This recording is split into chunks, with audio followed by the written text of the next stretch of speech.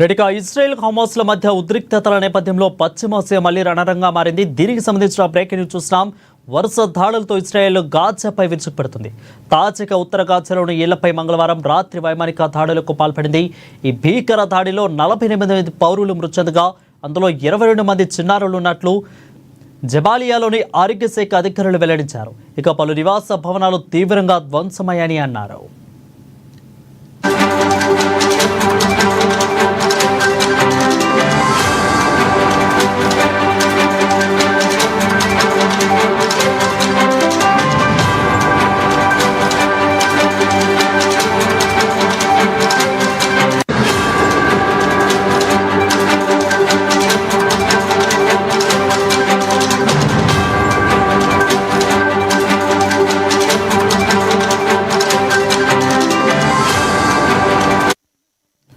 ఇక అదేవిధంగా అమెరికా మధ్యవర్తిత్వంతో ఇరు వర్గాల మధ్య కుదిరిన ఒప్పందం ప్రకారం హమాస్ ఒక ఇజ్రాయిల్ అమెరికన్ బందీని విడుదల చేసిన అనంతరం ఈ దాడులు జరిగాయి.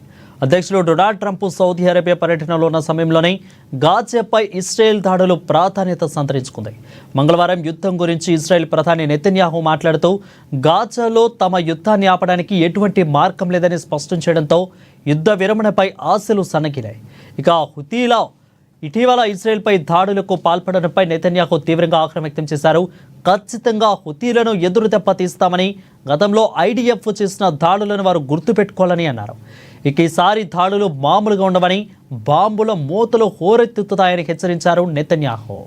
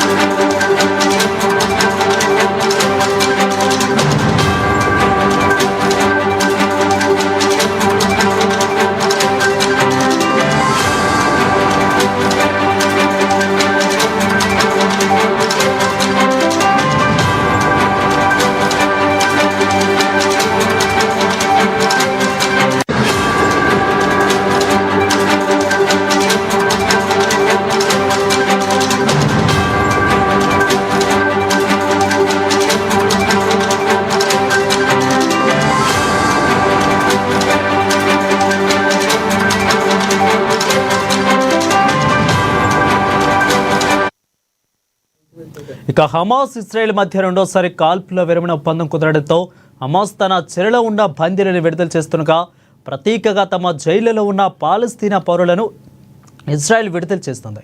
ఇక ఇప్పటి వరకు హమాస్ తన తాజా ఒప్పందంలో భాగంగా మొత్తం 22 మంది ఇజ్రాయెల్ వాసులను విడుదల చేసింది.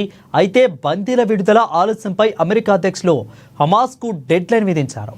వారిని త్వరగా విడుదల చేయకపోతే కఠిన చర్యలు తీసుకుంటానని హెచ్చరించారు.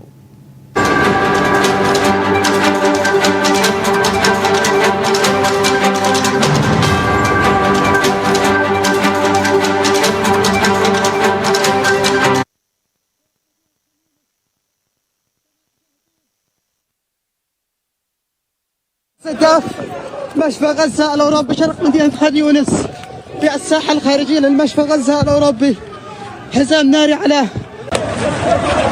نغارة جوية طالت الساحة